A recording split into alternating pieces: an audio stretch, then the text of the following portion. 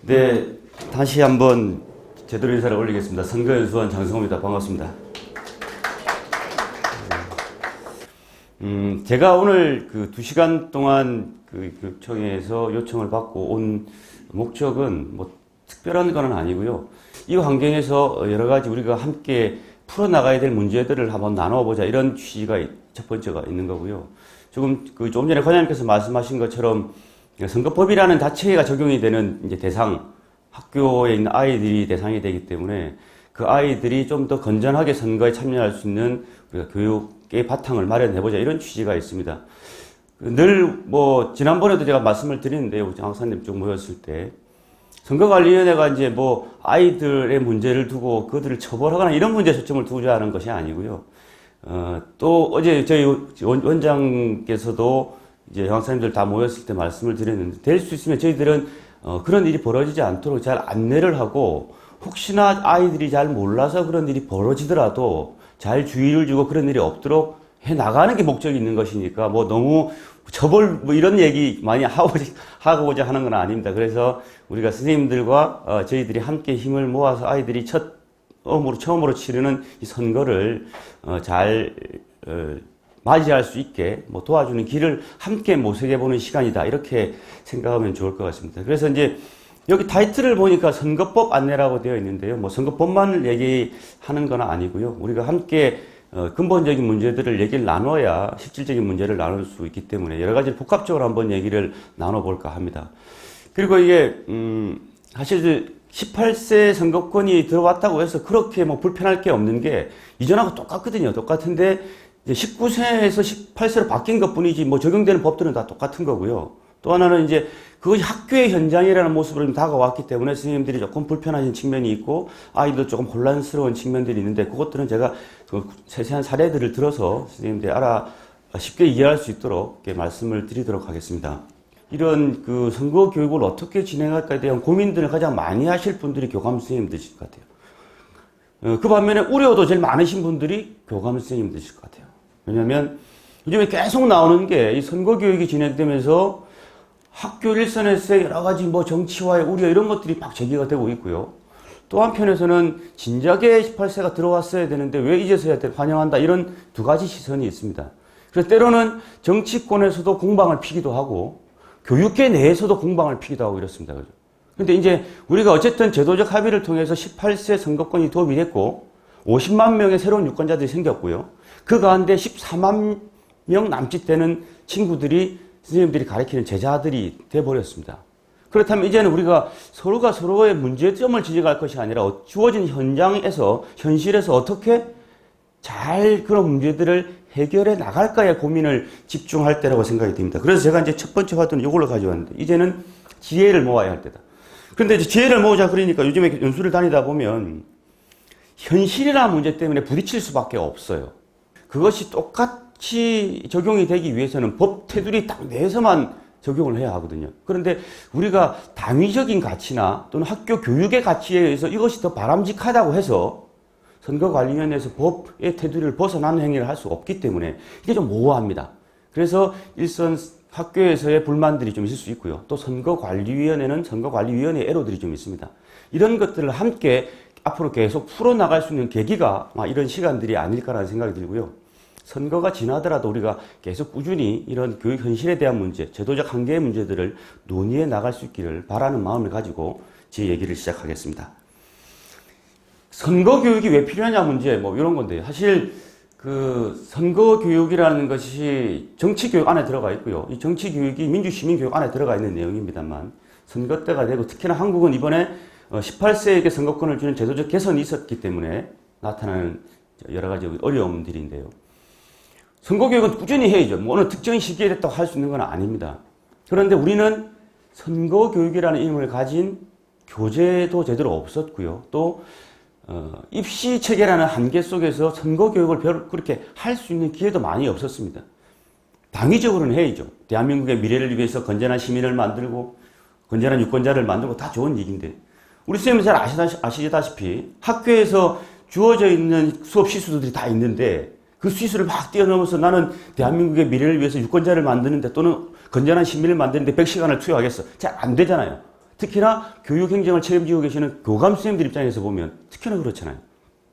그래서 이제 우리는 선거 교육이 지금까지 잘 안 돼 왔는데요. 지금이라도 어쨌든 조금의 방향성을 잡아야 하겠다.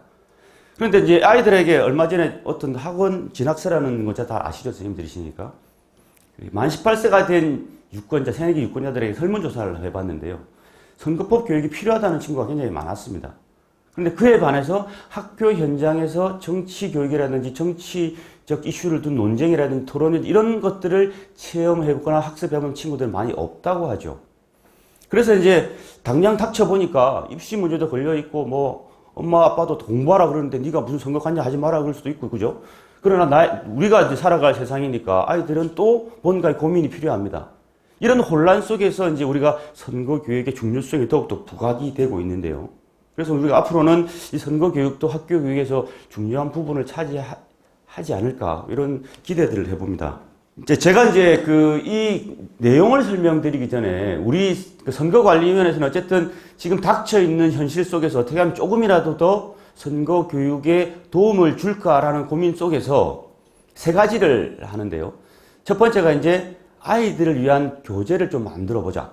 이것이 이제 학교에는 이제 이걸 보내드리는데요. 다 보내드릴 수가 없어서 워낙 학생 수가 많아서 몇십억이 들더라고요. 하려고 그러니까. 이걸 학교에는 참고용으로 3권 정도를 각 학교마다 다 보내드리는 걸로 알고 있고 좀 곧 도착을 할 것 같습니다. 근데 아이들이 활용을 하라고 이것을 요약한 리플릿은 전국에 있는 학생 수만큼 다 찍어서 배분을 했습니다, 지금. 그리고 이 책자도, 중앙선거관리위원회 홈페이지에, 그리고 선거연수원 홈페이지에 이북으로 다 올려놨습니다. 아이들이 언제든지 다운받아서 PDF로 보든, 전자책으로 보든, 이북으로 보든 다 볼 수 있게 게시를 해놨으니까 안내해 주시면 될 것 같고요. 또 하나는 조금 전에 나눠드렸던 선생님들이 참고하시라고 교사용 교재를 조그맣게 하나 만들었습니다. 뭐 다 아시는 내용이긴 합니다만 좀 도움이 되라고. 그러니까 이제 가끔 오해하시는 분들이 계세요. 선관위가 뭔데 우리가 교육을 하는데 니들이 뭐 교재를 주고 니들이 이걸 하라. 선생님들이 이걸 가지고 뭐 하라는 게 아니고요. 선생님들이 일선에서 교육을 하실 때 활용을 하라는 교재인 것이지 이게 뭐 법적으로 의무적으로 해야 되는 텍스트는 아니니까 선생님들을 위해서 아이들을 위해서 선거관리위원회에서 활용할 수 있는 교재로 만들었다는 점을 인지해 주시기를 바라겠습니다. 또 하나는 이제 학교에서 담당할 수 있는 한계들이 좀 있잖아요. 왜냐하면 학교에서는 일선 수업에 현장의 수업에 문제가 있고요. 시간에 또 문제가 또 있고 그 과정에서 선생님들이 맡은 과목들이 있는데 선거법이라든지 절차에서 세세한 내용들에 대해서는 조금 부족한 부분이 있을 수 있죠. 선생님들이 전공이 아니시니까. 그래서 일선에서 선거관리위원회 직원들이 직접 학교에 나가서 선생님들이 원하시면 도움을 드리고자 제가 지난주 일주일에 걸쳐서 전국에 있는 전문 강사 요원들을 선발을 했습니다. 그래서 그 친구들을 다 교육을 했습니다. 그 선생님들을. 그래서 그분들이 계속 공부도 하고 있고 지금 워낙 그분들은 선거에서 늘 뭐 몇십 년 동안 선거를 치르신 분들이고 전문가들이시니까 선거 분야만큼은 조금 더 법제의 부분을 잘 알고 있겠다. 그래서 그분들을 이제 학교에 내 보낼 겁니다. 학교에 요청이 왔을 때 우리가 가서 의무적으로 하는 게 아니고요. 학교에서 우리 아이들이 조금 더 선거 절차나 제도를 잘 알 수 있도록 그리고 선거교육의 일부를 선거관리위원회에서 해주면 좋겠다. 라고 원하는 학교에는 지원이 나가니까요. 그건 교육청과 교육부와 잘 이렇게 협의를 하고 있습니다. 그래서 선생님들이 저에게 좀 도움이 될 수 있는 이런 측면에서 3가지 노력을 하고 있는데요. 다른 오해하지 마시고 긍정적으로 우리가 함께 아이들을 위해서 함께 노력한다는 취지를 잘 이해해 주시면 좋겠습니다. 그래서 이제 그 직원들한테 내보낼 때 선거 교육을 하라고 내보낼 교육을 할 때 제가 줬던 교육은 이런 겁니다. 목표는 이런 겁니다. 우리가 선거 교육 선생님들 고민 많이 하고 계시겠지만 다 지금까지 했던 선관위의 역할은 뭐였냐 그러면 선거의 제도나 절차 그리고 투표 참여의 중요성, 실천운동 이런 것들이 주요 1차적인 목적이었습니다. 그런데 일선에 계신 선생님들이 고민할 부분들 저희도 마찬가지입니다만 선거 교육이라는 게 단지 뭐 제도 하나 알려주는 게 아니잖아요. 근본적인 목적은 우리 아이들이 자기의 생각을 가질 수 있는 것. 두 번째는 그 생각을 바탕으로 올바른 판단을 할 수 있는 것. 세 번째는 그 올바른 판단을 실천으로 옮길 수 있는 것. 이런 거잖아요. 그렇게 하려고 그러면 많은 부분들이 필요하고 많은 시간들이 필요합니다. 우리한테는. 그래서 우리는 첫 번째 목적은 그 출발점은 사회 문제에 대한 관심을 갖는 것이다. 이거고요. 두 번째는 그 관심을 가진 사회 문제를 어떻게 내 생각으로 만들어 갈까의 문제. 이런 환경들을 만들어주는 것이 목적인데요. 사실은 그건 학교의 역할이 더 큰 거죠. 교육권의 자체의 근본적인 문제는 학교 선생님들이 가지고 계시는 거니까. 선관위는 스포트를 하는 거니까. 그래서 선거 교육에서 그 아이들이 그런 생각을 가질 수 있는 토론의 시간들, 그 아이들이 어떠한 정보를 어떻게 활용할 수 있을까의 방법들의 문제, 이런 것들을 함께 고민할 필요가 있겠다. 이런 생각이 들고요. 궁극적으로는 우리가 선거 교육을 왜 하느냐? 대한민국의 선거가 굉장히 건전하고 공정하게 이루어지는 문화를 만들어가는 것이고 그 속에서 올바르게 시민의 주권이 실현될 수 있는 토양을 만드는 거잖아요. 이런 목적을 가지고 여러분들이 사명감을 가지고 학교에 나가셔야 된다. 그 시간이 50분이 됐든 2시간이 됐든 얼마나 학교에서 줄지는 모르겠지만 가는 그 순간만큼은 이런 사명의식을 가지고 여러분 할 수 있는 것을 잘 하라. 이렇게 교육을 했습니다. 그래서 학교에서 혹시나 호칭이 있어서 가면 그분들은 아마 굉장히 큰 사명감을 가지고 학교에서 요구하는 바에 충실하고자 열심히 노력을 할 것이라고 저는 믿습니다. 선거관리위원회가 가지고 있는 선거교육의 방향은 이런 건데요. 이건 선거관리위원회뿐만 아니라 선생님들도 똑같은 것 같다는 생각이 듭니다. 요즘에 가장 논란이 되는 부분이 중립성의 문제잖아요. 근데 우리 선생님들 뭐 다 아시겠지만 의도적으로 중립성을 어기고자 하는 분은 아무도 안 계십니다. 그죠? 그런데 이제 언론에서 그렇게 그림을 그리고 또 현장에서 의도치 않게 가끔씩 그렇게 나오는 경우들이 있죠. 내가 의도해서 나는 A 정당을 지지하니까 A 정당에 대해서 학생들을 다 이렇게 동원시킬 거야. 이런 목적을 가지고 교육을 하는 교육자는 없을 겁니다. 그런데 이제 실질적으로 그들이 현장의 소리를, 현장의 이슈들을 느끼게 하게 만들다 보니까 자칫 잘못하면 아이들이 보기에 중립적이지 못한 것처럼 보일 수가 있죠. 그런데 요즘에는 이제 현장에서 굉장히 선생님들도 고민이 많으시겠지만 아이들이 그런 문제가 생기면 굉장히 이상한 방향으로 이렇게 움직이는 아이들도 가끔씩 있잖아요. 그런 것들을 경계를 해야 하고요. 자기가 의도하지 않았던 측면에서 그런 문제가 생기더라도 어쨌든 그것은 논란이 될 수밖에 없기 때문에 우리 선거관리위원회에서 나가는 전문 강사위원들도 제1 덕목은 중립성입니다. 그 강사들이 지켜야 될. 그리고 선생님들도 가장 주의해야 될 방향성 중에 하나가 중립성이 아닐까 생각이 들고요. 또 하나는 선거교육이라는 것이 아까 전에 말씀드린 것처럼 계속 뭐 이렇게 제도나 가르쳐 주는 게 아니잖아요. 그 아이들이 선택할 수 있는 능력을 기르려고 그러면 어떻게 선택할까에 대한 문제를 고민할 수밖에 없고 그러면 다양한 정보들을 제공할 수밖에 없습니다. 그래서 선생님들은 될 수 있으면 많은 정보를 주셔야 하는데 여기도 1번에 있는 첫 번째 기본 방향과 이게 연계되어 있는 게 있죠. 나는 아이들에게 좀 더 많은 정보를 습득할 수 있는 기회를 주기 위해서 또는 아이들에게 좀 더 그 정보를 통해서 많은 것들을 생각할 수 있는 기회를 주기 위해서 많은 정보를 제공했는데 나도 모르게 어떤 특정 정당이나 후보의 정보가 더 많습니다. 그러다 보면 아이들은 야 이게 우리 선생님은 누구누구 후보 편이구나. 누구누구 정당 편이구나. 그래서 계속 저것만 주는구나. 이런 생각을 할 수가 있죠. 그래서 균형성의 문제가 굉장히 중요합니다. 그래서 우리 직원 전문 강사들 나갈 때는 뭐라고 얘기했냐면 특정 정당을 얘기할 필요는 없다. 그래서 주로 여러분들은 A당, B당, C당을 얘기해야 된다. 혹시 아이들이 우리 동네에 출마한 후보자들의 정당을 다 알아야 한다면 모든 정당의 이름을 똑같이 기계적으로 거명을 하라. 이렇게 저는 했습니다. 뭐 꼭 선생님이 그렇게 하라는 얘기는 아닌데 우리 직원들은 그렇게 내보냈습니다.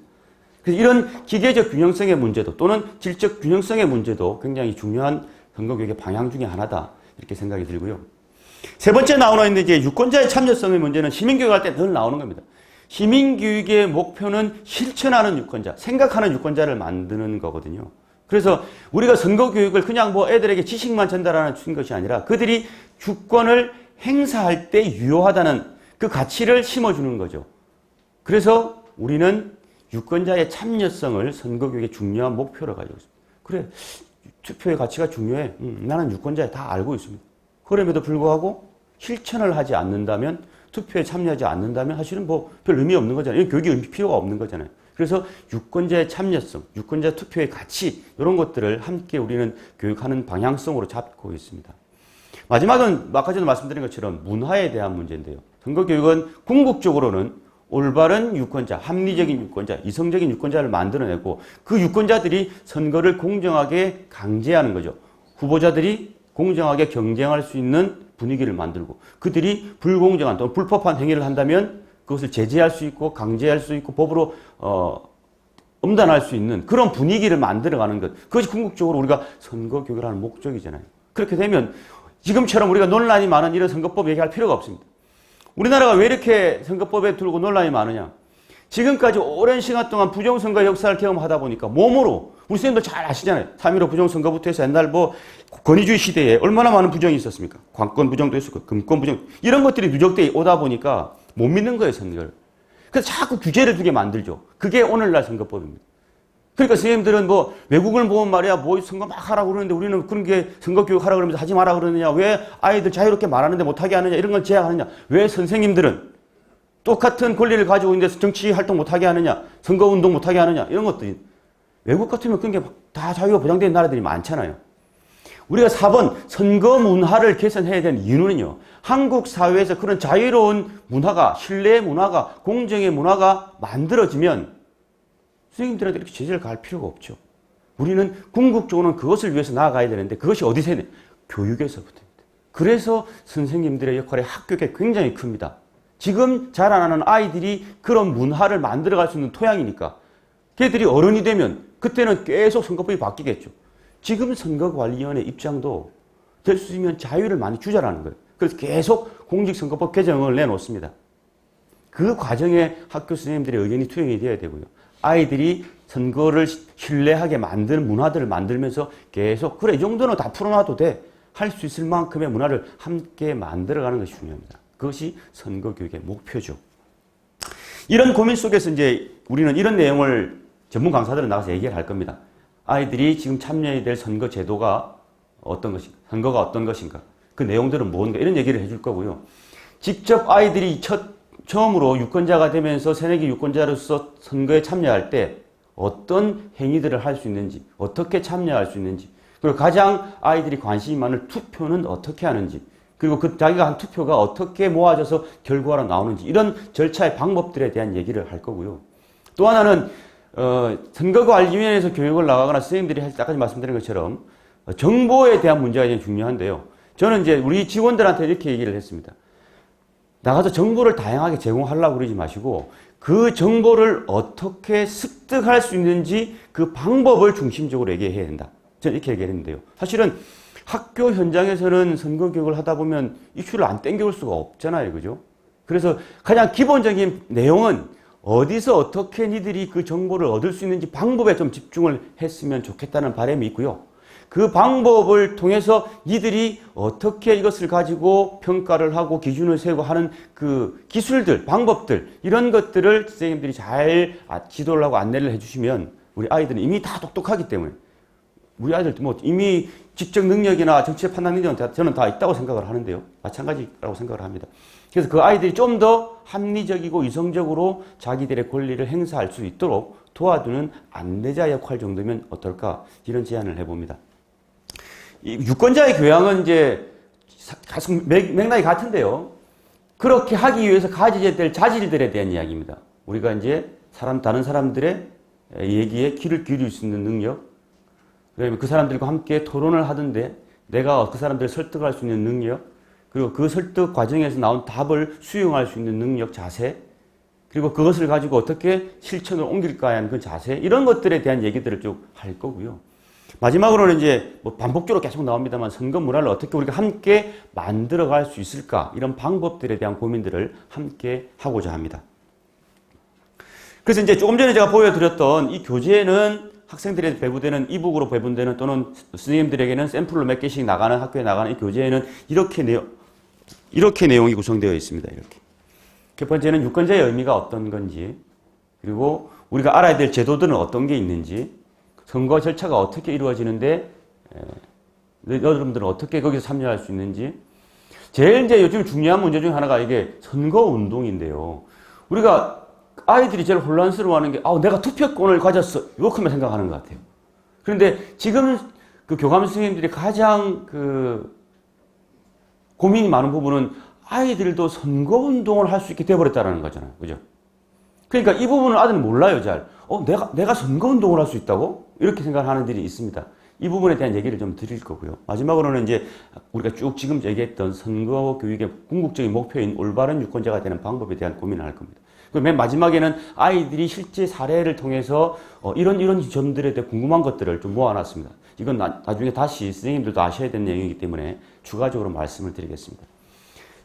선생님들이 보고 계시는 교재는 다 보셨겠지만 이렇게 되어 있습니다. 우리가 1번, 2번의 문제는 우리 선생님들이 늘 고민하셨던 부분인데요. 함께 살짝 그 가치를 공유해 보기 위해서 넣은 거고요. 3번에 나와 있는 주요 내용들은 우리 조금 전에 얘기했던 그런 내용들을 쭉 기본적인 내용만 좀 담았습니다. 선생님들께서 다 아시는 내용이긴 합니다만 정리를 좀 해서 교육에 활용하시라고 중요한 내용만 정리를 했고요. 마지막으로 알아야 될 것은 이제 선거법에 대한 얘기인데요. 선거법은 크게 두 가지 틀에서 고민을 하셔야 합니다. 첫 번째는 선생님들이 교육자시기 때문에 아이들과 관련된, 아이들의 행위와 관련된 선거법을 아셔야 되고요. 또 하나는 선생님들이 교육 주체이기 때문에 교육 주체로서 하는 행위에 대한 그 관련된 선거법이 또 하나 있습니다. 그 두 가지를 조금씩 같이 나눠서 모두 아이들은 자기 것만 알면 된다고 하지만 선생님들은 둘 다 아셔야 교육을 할 수 있기 때문에 그 두 가지를 다 말씀을 드리도록 하겠습니다.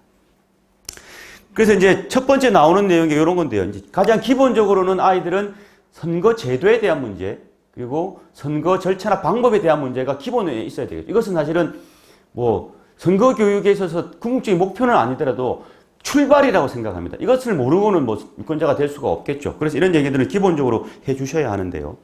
그 5가지를 제가 잡았습니다. 첫 번째는 일반적으로 제도가 어떤 것인가. 그리고 이번에 여러분들이 새내기 유권자가 되는데 어떻게 선거권이라는 것이 주어지는가. 그 다음에 전체적으로 선거는 어떻게 흘러가는가. 네 번째는 아이들이 직접 가장 관심 있게 참여하게 되는 투표는 어떻게 진행되는가. 여러분들은 투표 때 어떤 행동을 해야 되는가. 어떤 걸 조심해야 되는가. 이런 것들을 얘기할 거고요. 마지막으로는 개표에 있어서의 문제. 이렇게 5개의 틀로 나누었습니다. 첫 번째가 이제 선거제도의 이해인데요. 가장 기본적으로는 올해는 국회의원 선거가 있는 해라는 거 아이들이 알아야 될 것 같고, 그죠? 그리고 4월 15일이 국회의원 선거일이라는 걸 알아야 될 것 같고요. 가장 중요한 건 이번 선거가 21번째라는 거, 이런 것도 알아야 될 것 같습니다. 자, 구체적으로 내용에 들어가 보면 선생님들이 여러 가지 얘기를 하시겠지만 학교에서도 교육을 하실 때 아마 시간이 제한됐을 거라고 생각이 들어요. 계속 이것만 할 수 없으니까. 그래서 핵심적으로 아이들이 알아야 할 제도는 이 정도일 것 같다는 생각은 듭니다. 교재에다 좀 담아뒀는데요. 기본적으로 우리는 아이들은 국회의원이 뭔지는 다 알죠. 국회에서 국회를 구성하는 구성원들이고요. 독립적인 헌법기관이고 각 정당에 소속되어 있고 그들이 계속 이렇게 협의와 토론을 해서 법을 만들어내고 정부를 감시하고 다 우리가 배운 내용들입니다. 그런데 아이들이 간혹 이 국회의원을 다 하나의 종류로 보는 경우들이 있더라고요. 그래서 국회의원은 지역구 국회의원과 비례대표 국회의원으로 나누어져 있다.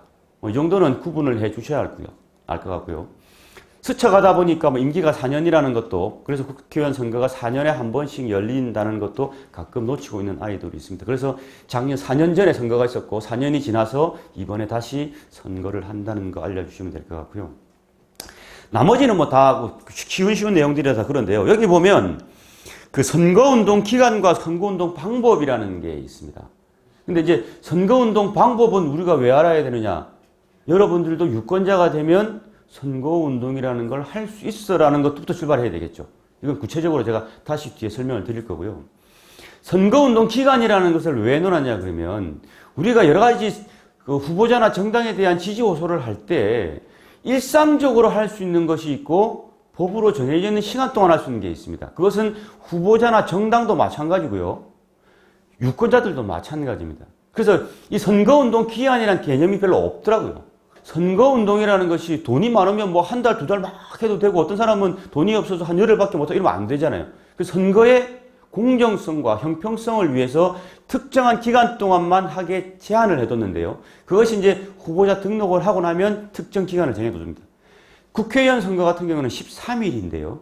그래서 우리 이번 선거에서는 4월 2일부터 14일까지 선거운동을 할 수 있습니다. 이것을 이제 법정 선거운동 기간이라고 표현을 하는데 이 법정 선거운동 기간을 왜 알아야 되냐면 조금 전에 말씀드린 것처럼 그 기간에만 할 수 있는 게 다르기 때문에 그것을 선생님들이 알고 계시고 아이들에게 알려주셔야 될 것 같고요.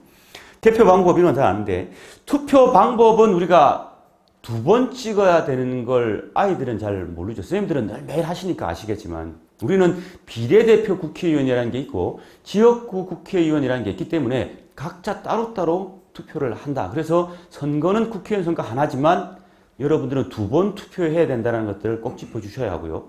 이 비례대표 투표는 정당에 투표하는 거라는 것도 선생님들께서 알려주시면 좋을 것 같습니다. 마지막에 나오는 게 이제 당선인 결정이 좀 문제인데요. 사실 뒤에 다시 설명을 제가 구체적으로 드리겠습니다만 뭐 지역구는 너무나 다 뻔한 거잖아요. 그죠? 그래서 우리는 그 학술적인 비용으로는 보면 이제 뭐 단순 다수제 이렇게 표현을 합니다. 단순 다수제 반대말이 절대 다수제인데요. 이 단순 다수제는 한 표라도 많으면 무조건 당선이 되는 거죠. 그러면 동점자가 나오면 어떻게 되는 거예요? 이런 경우들이 있죠. 두 사람이 후보자가 동점자가 되면 연장자가 당선이 됩니다. 그 생일이라 하도 우리가 이제 실험할 때 보면 비겼으면 몸무게 작은 사람이 이기잖아요. 그죠? 이건 이제 몸이 약한 사람이 더 기술을 잘 썼기 때문에 이긴 건데 선거에서는 연륜이 조금이라도 더 많다고 생각하는 것 같습니다. 그래서 연장자를 당선자로 결정을 합니다. 아이들에게 그것도 재미삼아 얘기해 주시면 좋을 것 같습니다. 비례대표가 좀 문제인데요. 이 비례대표는 정당별 득표율에 따라서 우리가 당선자를 결정하는 거잖아요. 정당별 후보자 명부에 따라서. 그런데 이번에 잘 아시는 것처럼 준연동형 비례대표제라는 게 도입이 됐습니다. 이 연동형 비례대표제는 사실 근본적인 출발은 국민들이 정당에 대한 지지를 한 만큼 정당들이 의석을 가지고 활동을 하게 만드는 취지인데요. 그래서 우리가 정당 득표율과 국민들의 지지 득표율이죠. 득표율과 정당의 의석을 연동하는 건데 유럽에서는 굉장히 일반화 될 수도 있습니다. 왜냐하면 유럽은 정당 중심의 정치가 국가화되어 있으니까. 근데 우리나라 같은 경우에는 뭐 양당제 구도가 쭉 오랫동안 이어져 있고 그러다 보니까 양당 구도 속에서 이것을 도입해도 되는지 적합한지 대통령제하고 잘 부합되는지 이런 데 대한 논란이 좀 많아 있었거든요. 근데 어쨌든 뭐 선고를 겪어서 이번에 다는 못하고요. 30석에 대해서만 준연동형 비례대표제라는 것을 도입을 했습니다. 그래서 이게 좀 복잡한데 그 계산법은 제가 뒤에 본문에 가서 다시 자세하게 한번 설명을 드려보겠습니다. 딱 봐도 복잡하죠. 봐도. 아이들에게 이것을 구체적으로 설명하기는 어렵지만 우리 선생님들이라도 조금 알고 계셔야 되는데 가져왔습니다. 우리가 300석 중에서 253석이 지역구 국회의원이고요. 47석이 비례대표잖아요. 그런데 그 중에 17석은 우리가 기존에 하던 방식대로 정당 득표율에 따라서 다 나누어 줍니다. 그래서 문제가 안 되죠. 문제는 30석인데요. 이 30석은 정당 득표율에 연동해서 의석을 주고 그것을 기준으로 각 정당 명부에다 나눠줍니다. 말 자체가 복잡하고 어렵죠. 예를 가져와 봤는데요. 원래는 이 사례가 정확하지는 않습니다. 왜 정확하지 않냐 그러면 여기에 지금 300석이 나오는데요. 300석이라는 건 가상을 한 겁니다. 무슨 가상을 했냐 그러면 이 첫 번째 출발하는 기준은 300석이 아니고요. 300석에서 무소속의 그러니까 비례대표 할당을 받지 않는 정당의 지역구 당선자들을 빼버리는 겁니다. 예를 들면서 대표적인 게 무소속이죠. 무소속은 정당 소속이 아니니까 정당 할당을 안 받겠죠. 그래서 지역구가 300석인데 지역구 중에서 무소속이 5명이면 295명으로 출발하는 겁니다. 이 기준은. 그런데 일단 그렇게 계산해버리면 너무 복잡하니까 우리 선생님들에게는 일단 아무것도 없다고 치고 300명을 출발해보자 이거죠. 그래서 A라는 정당이 8%를 얻었습니다. 예를 들어서 그 지역구에서 18석을 얻었습니다.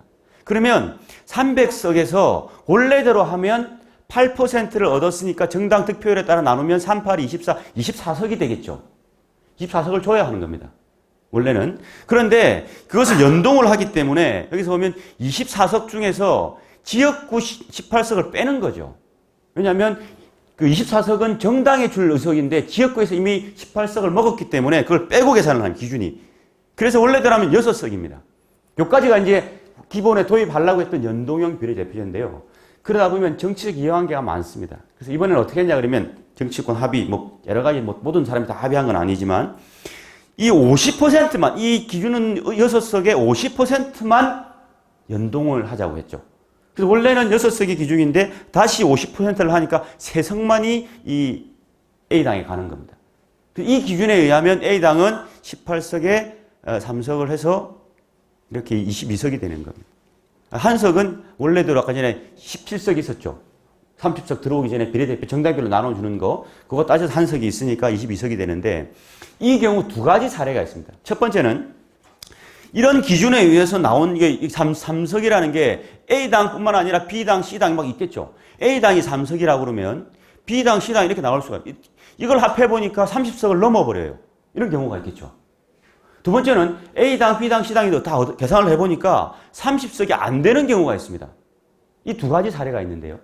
30석이 넘어갈 경우에는 뭐 하냐 그러면 이 30석에다가 연동 의석수, 자기 3석, 15석, 25석 이걸 곱해가지고요. 그것을 전체 배분 기준으로 나온 정당 의석수를 나눕니다.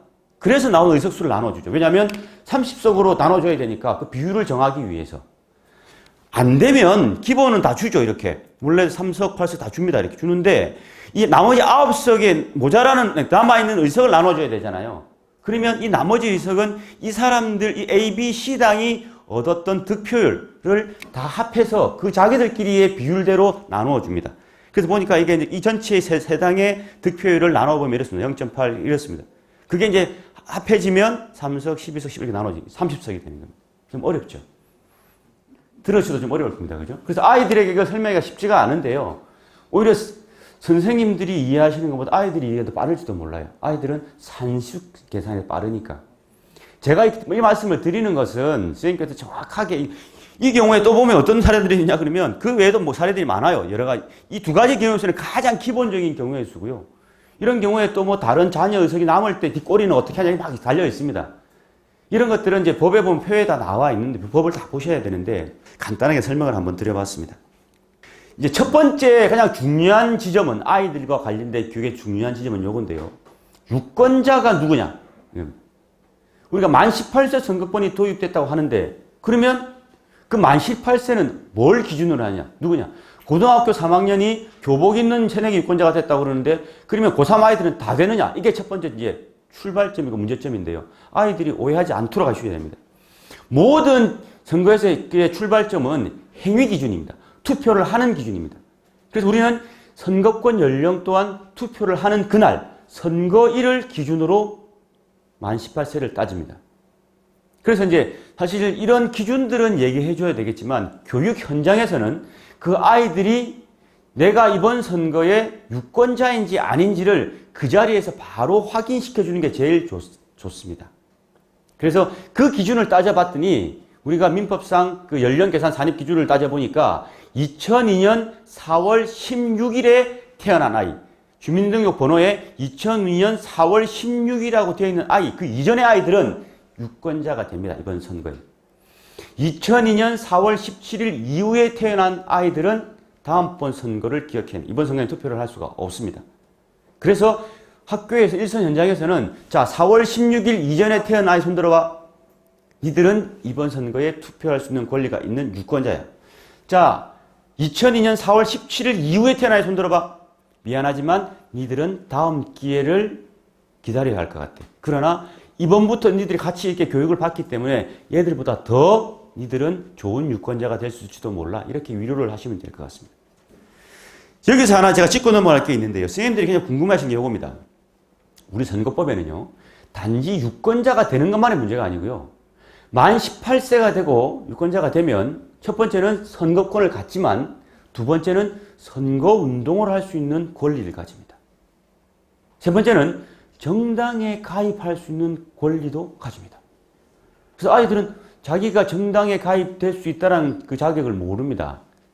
몇몇 정치에 관심이 많은 친구들은 잘 알고 있을 텐데 정당 활동을 계속 관심 있게 지켜보는 아이들은 알 수 있을 텐데요. 일반적인 아이들은 선거운동을 할 수 있다, 정당에 가입을 할 수 있다 이걸 잘 몰라요.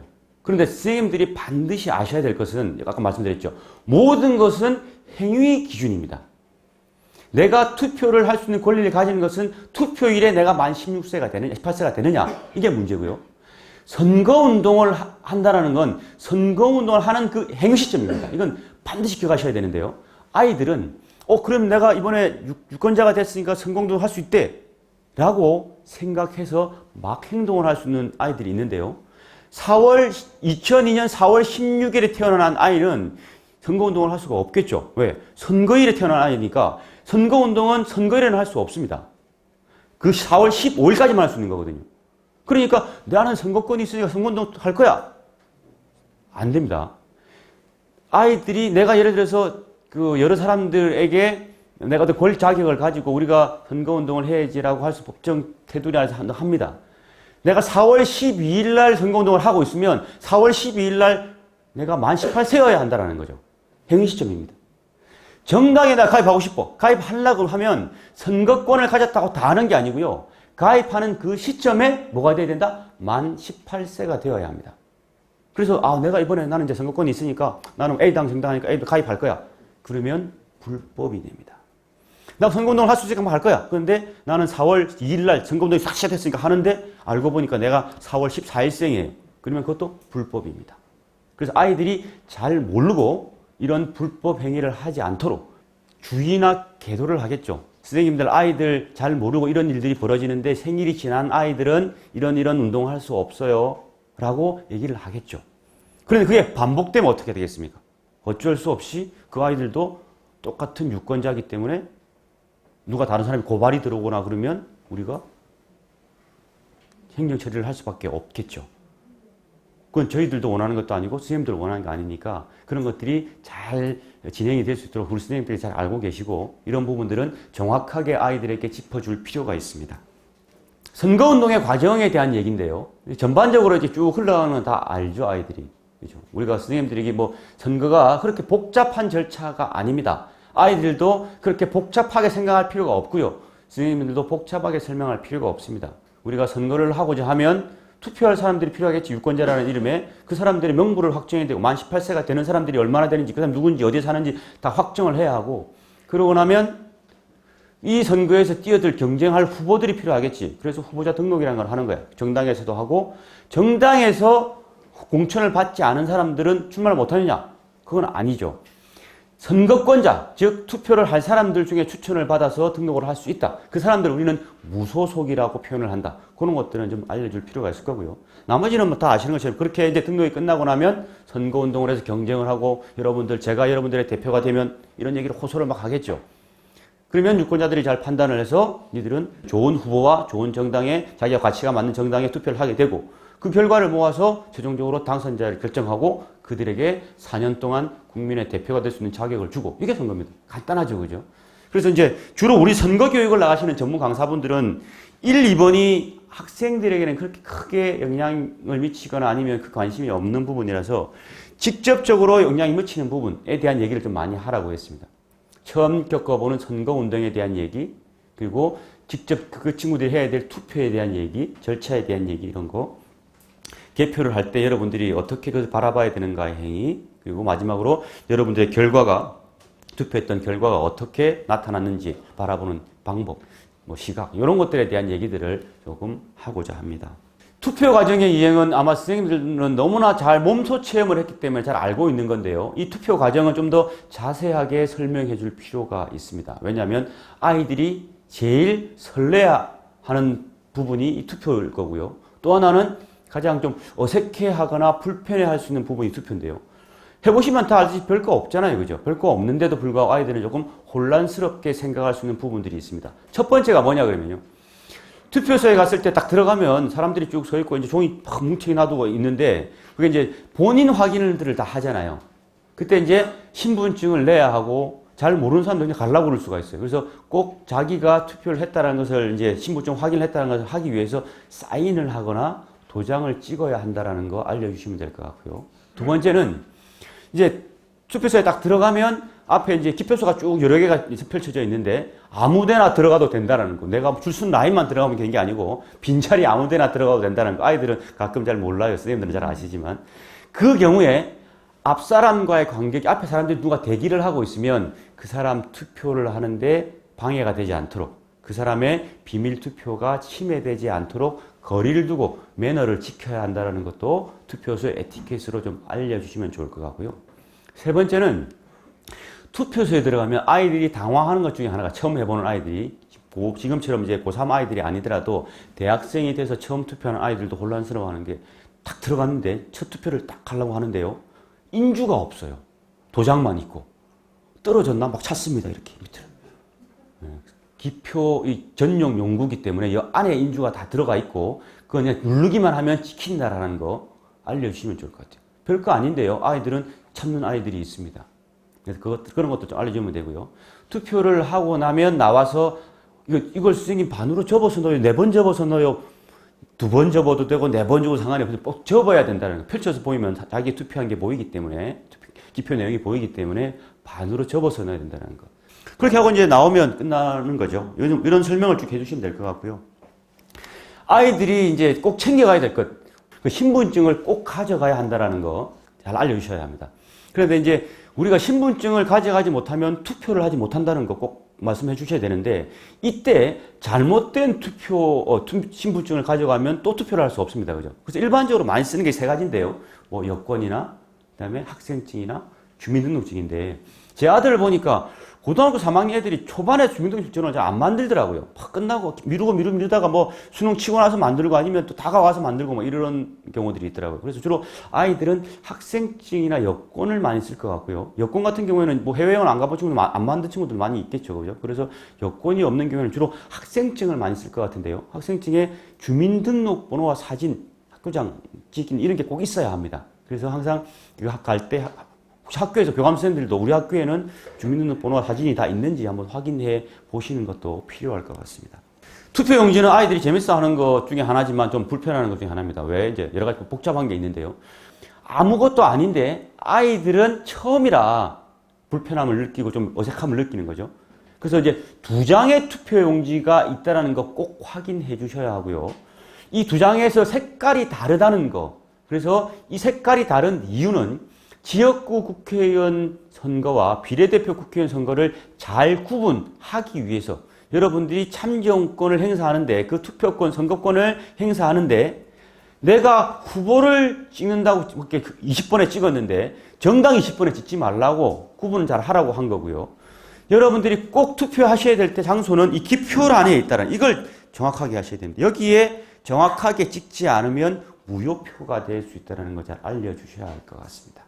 그래서 일단 아까 전에 우리 절차를 봤는데 이 절차를 보실 때 여기에 가면 2장을 줄 텐데 이 2장을 받을 때 꼭 흰색 투표용지와 초록색 투표 2장이 있는지 없는지를 꼭 확인하라고. 이게 사람이 띄엄띄엄 있을 때는 별로 문제가 안 되는데요. 선생님들 투표만 할 때 보면 줄 쫙 서 있는 경우들이 있잖아요. 그러면 투표 그 소에 있는 관리하시는 분들, 관리관들도 또는 투표 사무원들도 정신이 없어요. 막 에러가 생기기도 하고 또 아이들도 보면 친구들하고 몰려갈 거 아닙니까? 첫 투표니까. 자, 장난치고 그러다가 막 생각이 갔는데 2장이에요. 푹푹 찍고 나왔는데 하얀색을 2장 받아가지고 이럴 수도 있거든요. 이게 실제 일어나는 사례, 뭐 아주 극소수이긴 하지만 실제 일어나는 사례입니다. 그래서 색깔이 다른 2장을 니들은 꼭 받아서 잘 보고 하나는 지역구 후보 이름이 있는데 또 하나는 정당명이 있는데 제일 오른쪽 보면 그 빈칸이 있어. 거기에 잘 하나만 눌러 찍어야 한다라고 꼭 말씀을 해주시면 고맙겠습니다. 여기 이제 선생님들이 이제 아이들 교육을 해서 꼭 해야 될 게 요건데요. 처음 선거를 치르는 아이들은 잘 모르는 경우들이 있습니다. 몇 가지 주의할 사항들이 있는데 한번 쭉 차례대로 살펴보겠습니다. 첫 번째는 아까 전에 말씀드린 것처럼 인주가 포함되어 있는 전용 기표 용구를 쓴다는 거 알려주셔야 될 것 같고요. 도장은 한 번만 꼭 찍어야 된다는 거. 한 장에 한 번씩 찍어야 된다는 거고요. 저 네모 칸안에 정확하게 찍어야 되는데 가끔 아이들이 이런 경우들이 좀 있어요. 여기 펜, 도장, 그 신분증 확인하고 막 사인하고 이러니까 당연히 사인도 되는 줄 알고 그냥 볼펜 가지고 싹 사인하고 오는 친구들도 있는데요. 그렇게 하지 않아야 된다는 거. 이게 다 아시잖아요. 이게 없을 것 같죠. 근데 개표를 해보면 꼭 나옵니다. 근데 그게 이전까지 다 어른들이 하는 행동이에요. 2가지 이유가 있겠죠. 하나는 자기 반발 심리겠고요. 하나는 아무 생각 없이 한 거겠죠. 아이들도 똑같을 수가 있습니다. 어른들도 그런데 아이들도 뭐 사실 아이들이 더 똑똑하니까 이런 일이 없겠죠. 아이들은. 그런데 그럼에도 불구하고 이렇게 꼭 알려주셔야 한다. 이렇게 말씀을 드리겠습니다. 그 다음에 이제 이건 가끔 보여주셔야 되는데 그러면 선생님 어떻게까지 찍어야 무효가 안 되나요? 묻는 애들이 있습니다. 이런 겁니다. 여러 개를 찍거나 밖에 나가 있거나 가운데 칸에 걸쳐 있어도 어느 끈지 모르겠거나 이런 것들 양쪽에 걸쳐 있거나 원래 선생님들 잘 아시는 것이지만 옛날에는 이게 다 안 떨어져 있었죠. 다 붙어 있었어요. 후보자 사이에 기표랑 칸들이 지금처럼 공백이 이렇게 지금 있잖아요. 지금은 없어졌잖아요. 이게. 왜냐하면 옛날에는 자꾸 이것을 가운데 찍어서 그게 어떻게 누구한테 어느 정당에 찍었는지 모르는 경우들이 좀 있어서 그러면 무효가 되잖아요. 한 표라도 묘표를 줄이겠다는 취지에서 선관위에서 생각을 해낸 게 이겁니다. 띄어내자. 그래서 최소화시키자, 무효화를. 될 수 있으면 이 안에 정확하게 이 샘플처럼 찍는 것이 좋겠다. 아이들이 처음에 투표소를 가면 신기하게 요즘 아이들 유행하는 게 사진 찍는 거니까 막 사진을 많이 찍으려고 그러는데요. 예를 들어서 기표소 안에서 여기 안에 있죠. 여기서 찍으면 즉각적으로 투표 사무원들이 뛰어갑니다. 소리가 착 나면 이것은 처벌받는 행위입니다. 그래서 아이들이 기표소 안에서는 100% 절대 네버 투표를 할 수 없게, 사진을 찍을 수 없게 해주셔야 하고요. 간혹 이 투표소 안에 들어가면 되겠지 하는 친구들도 있는데 여기서도 안 하셔야 합니다. 기표소보다는, 안에보다는 좀 덜 하긴 합니다만 여기서도 금지되어 있습니다. 왜냐하면 다른 사람들의 투표에 방해가 되고 잘 못 찍다 보면 기표한 거를 투표하면 넣을 때 잘못 탁 찍어서 그 내용이 보이게 되잖아요. 이런 경우들도 방지해야 되고요. 질서를 유지하기 위해서 투표소 내에서 사진 못 찍게 되어 있습니다. 그래서 나와서 내가 뭐 1투표소 이런 데 있죠. 그런 데서 찍으셔도 되고요. 투표장이라고 쓰이는 마크에서 찍어도 되고요. 밖에 조금 나오시면 자기의 추억을 만들 수 있는 기회들이 있으니까 나와서 꼭 사진을 찍으라고 알려주시면 좋을 것 같습니다. 가끔 아이들은 이런 거 잘하잖아요. 그죠? 나는 이번에 뭐 200번 찍었어. 너 몇 번 찍었니? 이런 거 많이 하는데요. 그리고 또 나중에 다시 말씀드리겠지만 선생님이나 부모님들도 야 이번에 너 누구 찍었어?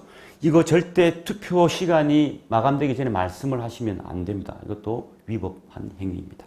투표하는 행위가 있는 선거일을 기준으로 투표를 할 수 있고 선거권을 가진다고 그랬더니 그럼 한 번밖에 못 하잖아요. 그런데 이제 우리에게는 다른 선거 방법들이 좀 있습니다. 될 수 있으면 참정권을 많이 보장해 주기 위해서 다양한 방법들이 있는데요. 첫 번째가 보면 여러분들 제일 잘 알고 있는 게 사전투표죠. 이건 굉장히 성공작이라고 평가를 하고요. 외국에서 제가 이제 관계자들이 오면 그 강의를 여러 차례 교육을 하고 하는데 가장 신기해하는 게 이겁니다. 사전투표인데요. 사전투표는 투표일에 투표를 할 수 없는 유권자들의 참정권을 보장해 주기 위해서 투표일을 기준으로 5일 전에서 이틀간 투표를 미리 할 수 있게 해주는 제도죠. 다 알고 계시는 것처럼. 그래서 이번 선거에서는 4월 10일과 11일입니다. 금요일과 토요일인데요. 금요일을 하면 평일이라 좀 못하시는 분이 계실까봐 토요일까지 껴서 이렇게 양일간을 했습니다. 그래서 이제 아이들은 잘 생소한데 이것은 내가 알고 있는 투표소가 있는데 말고요. 전국 어디에 가도 상관없습니다. 서울에서 계신 분이, 충북에 계신 분이 제주도를 가더라도 투표할 수 있는 제도죠. 그래서 그럼 특별한 신고를 뭐 해야 하나요? 신고 절차 필요 없습니다. 그냥 내가 간 그 장소에 가서 사전 투표소가 있으면 신분증만 가져가면 투표를 할 수 있다라는 제도. 굉장히 편리한 제도죠. 그래서 이것을 아이들에게 얘기를 해주시면 좀 도움이 될 것 같고요. 오른쪽에 두 개는 사실 아이들하고는 그렇게 관계가 없습니다. 선생님들이 학교에서 3월달, 4월달에 교육을 하고 있는데 배 타고 있을 친구가 없잖아요. 그죠? 그 다음에 3월달, 4월달 강의 교육을 하고 있는데 그 친구들이 지금 해외에 나가서 뭐 이렇게 뭐 주재관 아들로서 생활하지는 않을 거 아닙니까? 그죠? 그럼에도 불구하고 혹시 다음에라도 부모님이, 아버지가 뭐 원양어선을 타시거나 멀리 나갔을 때 투표할 수 있는 제도가 있다는 것도 알려줄 필요가 있을 것 같고요. 또 하나는 다음에 이들이 아버지가 재외선거관으로 나가든지 뭐 재외 공간에 나가든지 아니면 주재관으로 나간다 하더라도 회사에서 주재관으로 나간다 하더라도 거기 가서도 투표할 수 있는 이런 제도가 있다라는 것. 재외선거 제도와 선상투표 제도에 대해서 알려주시면 조금은 도움이 되겠죠. 그래서 이런 것들을 하나씩 하나씩 축적해 가다 보면 제도에 대해서는 아이들이 잘 습득할 수 있을 것 같습니다. 이게 이제 사전투표 얘기할 때 반드시 아이들에게 알려줘야 할 게 하나가 있는데요. 그것이 이제 관내 투표와 관외 투표입니다. 내가 살고 있는 내 소재지 그 투표소에 가서 찍으면 그것은 이제 안에서 바로 투표함에 집어넣으면 됩니다. 그 투표함을 박스를 경찰과 함께 잘 봉인을 해서 봉함을 해서 선거관리위원회 비밀 그 특수 창고에 넣고요. CCTV를 다 감시를 하면서 보관했다가 바로 개표소로 가는데 제주도에서 투표를 하면 어떻게 합니까? 충북에 사는 아이고, 충북의 어떤 동에 사는 아이고, 그 동에서 찍으면 관내인데, 제주도에 가서 찍으면 투표지가 일로 와야 되잖아요. 그죠? 그래서 그건 다 우편으로 보내옵니다. 우체국에서 등기 처리를 해서 선관위에 보내오는데요. 그것을 하기 위해서는 뭐였냐면 봉투에 넣어야 합니다. 그래서 내가 관외에서 투표를 할 때는 봉투를 꼭 받았는지 확인을 해야 하고요. 그 봉투에 넣어서 밀봉한 다음에 스티커 띄면 붙이게 되어 있습니다. 그것을 투표함에 넣어야 하고, 관내와 관외는 구분이 되어 있습니다. 가는 루트가. 그래서 가시면 사전투표소 앞에는 다 해보셨겠지만 앞에 가면 안내위원이 그 관 내세요 물어보고 이쪽으로 가세요 안내를 다 해줍니다. 그러니까 아이들에게 그런 것들을 얘기해 주시면 아이들은 손쉽게 처음 하는 경험이지만 손쉽게 투표에 참여할 수 있겠다. 이렇게 말씀을 드리겠습니다. 개표 과정의 이해인데요. 이건 사실은 뭐 다 잘 아시죠? 선생님들 워낙 개표 흐름은 사실 뻔합니다. 이 복잡한 과정들을 아이들에게 다 설명해 줄 필요는 없는데요. 몇 가지 짚어줄 것이 있습니다. 왜 짚어줘야 되냐면 이런 것들이 우리가 선거 문화를 만들어가는 가장 기초인데요. 선거에 대한 신뢰 문제입니다. 우리나라는 이전부터 관에서 개입을 하고 정부에서 막 개입을 하고 경찰이 동원되고 이런 부정선거의 역사가 있다 보니까 혹시 또 개표 과정에서 부정이 없어 이런 불신이 좀 많이 있죠. 그래서 이제 선생님들이 알려주셔야 될 것은 첫 번째는 이 개표 과정에는 정당이나 후보자들이 추천한 참관인들이 다 일일이 봅니다. 와서. 여러분들 개표 막 가보시면 아시겠지만 막 돌아다녀요, 그 사람들은. 바로 옆에서. 이렇게 참관을 하고 있고요. 일반 국민들도 선거관리위원회에서 발부한 관람증을 받으면 지정된 개표 장소가 이렇게 구분되어 있죠. 그 구역에서 어떻게 진행되는지 다 볼 수가 있습니다. 그리고 한국 선거방송에서는 이런 개표 과정들을 실시간으로 계속 중계를 하면서 다 알려주고 있고요. 그 다음에 이런 개표 과정을 통해서 단계들이 쭉 있는데 갈 때마다 계속 반복 체크를 하죠. 그래서 선개표 과정에 아무런 부정이 없고 개표 과정을 신뢰할 수 있다는 것들을 어릴 때부터 마음을 심어줘야 합니다. 계속 부정적으로 보면 끝없이 부정적으로 보이잖아요. 아이들에게까지 그런 잘못된 팩트를 가지고 불신을 심어줄 필요는 없습니다. 그래서 선거 문화를 만들어가는 교육의 한 방향 중에 하나는 우리가 스스로 정죄할 수 있는, 잘못된 것은 바로 잡아야 되고 잘못되지 않았는데도 불구하고 잘못됐다고 같이 이상한 허위 사실 가짜 뉴스를 퍼뜨리면 바로 잡으면서 우리가 서로 신뢰할 수 있는 선거 문화가 만들어지는 것이 굉장히 중요한 거라고 생각이 됩니다.